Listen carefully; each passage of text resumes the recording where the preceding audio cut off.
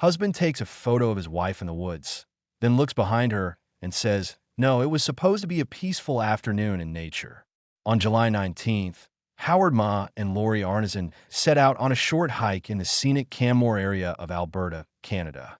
The couple, outdoors enthusiasts, had chosen the picturesque Troll Falls Trail, known for its forested paths and gentle waterfalls, to celebrate their wedding anniversary.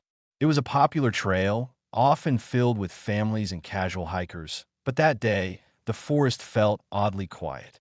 As they wandered deeper into the woods, the couple noticed they hadn't seen anyone for quite some time.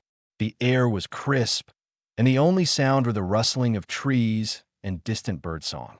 Seeing an open spot along the path, Howard pulled out his phone and asked Lori to pose for a photo. She stood smiling, framed by the tall pines, while he adjusted his phone to get the perfect shot. But just as he was about to press the shutter, something in the background caught his eye. A shape, large and dark, moved silently onto the path behind her. Howard froze. His heart began pounding as his brain processed what he was seeing. A massive grizzly bear, less than 50 feet away, standing still and staring in their direction.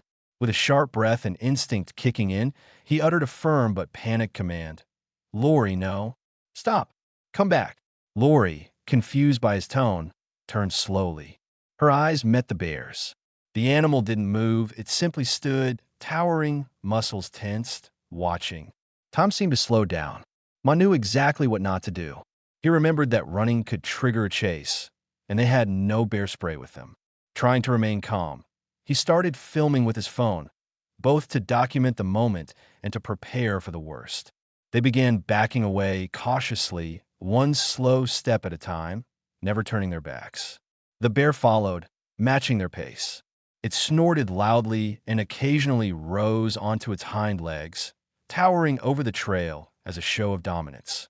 The forest, once peaceful, now felt suffocating with tension. Each movement felt critical, every sound exaggerated. Minutes passed like hours.